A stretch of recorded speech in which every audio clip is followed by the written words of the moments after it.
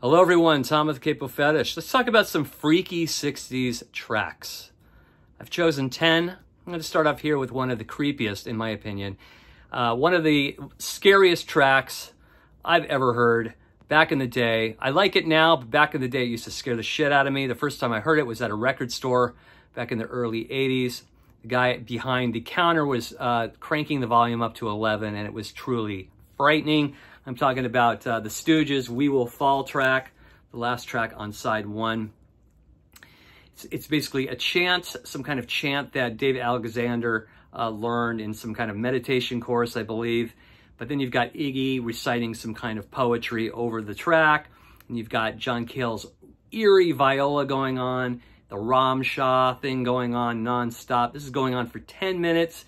Truly, it doesn't even really mix in with the rest of the album. When you get the top of the album, you've got 1969, and then I Want to Be Your Dog, and then it goes into this just absolute, just creepy track. And the rest of the album either, it doesn't really fall into this bracket at all. This track just stands out like a sore thumb. Truly one of the freakiest, scariest tracks I ever heard. We Will Fall by the Stooges from 1969 off their debut album.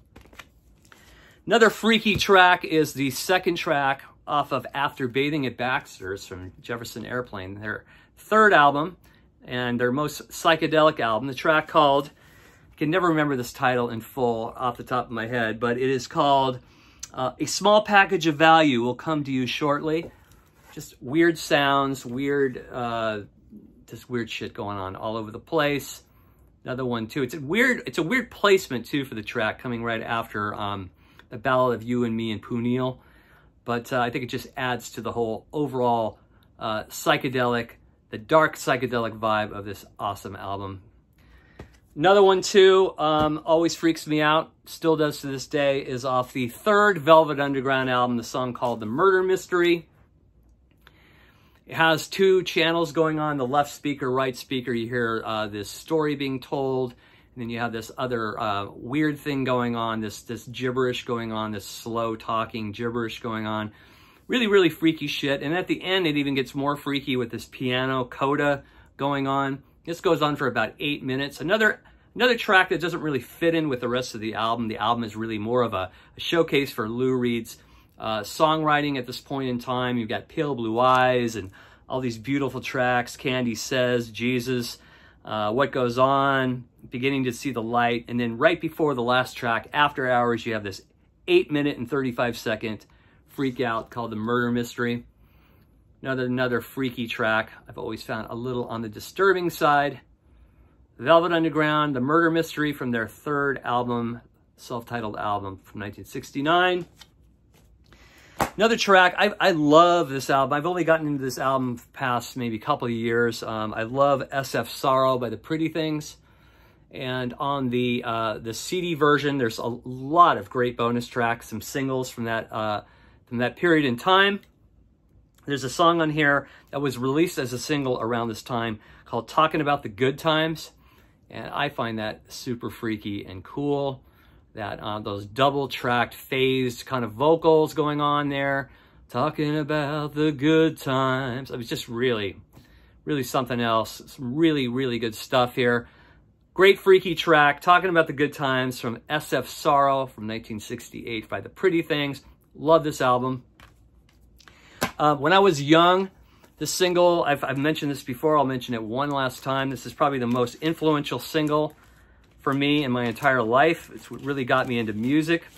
And I like the A side as well as the B side. Of course, the A side is one of the most epic songs of all time. I'm talking about Love's 7 and 7 Is. But it's the flip side. As a child, it always used to freak me out as well. Both tracks. 7 and 7 Is, and the flip side, number 14, I always found very freaky. Almost kind of childlike, whimsy sounding. It sounds like they're talking about finding some pills, doing a little scoring on the corner. But there's just something about it. It sounds like there's maybe a jug band in the background blowing. And the guitar figurement going on in there in the whole song. The whole thing is just, to this day, I've always found it really freaky. I've always found the label freaky, this original Electro label. I always thought this single was just amazing. 7 and 7 is, but I'm talking about the B-side called number 14. Fantastic, freaky 60s track. Another one here is, how about the entire soundtrack of Planet of the Apes? Some great freaky tracks on here, especially the track, what is it called? The Search, The Cave. Which one is the one I'm talking about here? Main title, No Escape. I forgot what title it is. It's the one where they're chasing the humans through the cornfield, and they're getting caught through the nets, and they're getting shot. And then the opening track is great. The opening theme of the movie is fantastic. Very, very, very unique sounding soundtrack here by Jerry Goldsmith. This came out in '68. One of my favorite movie soundtracks of all time. Really good, creepy, freaky music. Planet of the Apes by Jerry Goldsmith. Another one is a song called The Clown by a band called Heir Apparent. This is an album that Jimi Hendrix produced. And there's this song called The Clown. It has a really odd sounding melody. Some really just like over the top wah-wah from Hendrix on the track. And at the end, it just gets even weirder. The backup vocals, heavily phased. Fantastic track. Love it. One of my favorite freaky tracks from the 60s. Back to the Velvet Underground. There's a lot of freaky tracks for the Velvet Underground, but one that is really, really freaks me out to this day is Lady Godiva's Operation off of White Light, White Heat from '68.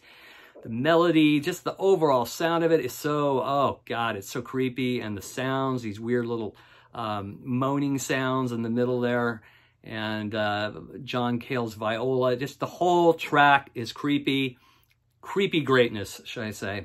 So again, White Light, White Heat, the song Lady Godiva's Operation. I believe it's the third track on side 1 right before Here She Comes Now. And then, of course, we got to throw in Revolution number 9 off the White Album. A lot of people would rate this the worst Beatles track. I wouldn't even put this in the worst Beatles tracks list. I wouldn't even be in my top 10 least Beatles tracks. I think as time has gone on, I think it's a really interesting sound collage. There's a lot of weird shit going on. It used to freak me out as a child. I still don't listen to it by myself in the dark, but sometimes when I'm on a walk and I'm listening to my iPod on random, this song will come up. It's really weird to listen to as you're walking through the neighborhood and just observing things. Yeah, it's just what can you say about Revolution 9? I think it gives the White Album kind of a mystique flavor and quality. And I think it's, I wouldn't even rate it the worst Beatles track. I still think it's kind of cool. And it's definitely on the list. Freaky 60s tracks. Another one too, probably the most freaky Stones track of all time. 2000 Light Years from Home from the Satanic Majesty's Request album. If you ever heard more of a ominous sounding mellotron in your life, played by Brian Jones, and just the whole thing about it, the effects going on, the guitar, Jagger's vocals, just really, really good freaky shit here from their Satanic Majesty's Request album, 2000 Light Years from Home. There's my list. Throw in your favorite freaky 60s tracks in the comments section. As always, thanks for watching. If you dig the content, just please press the subscribe button. And as always, thanks. Have a good day, and we'll see you soon. Bye-bye.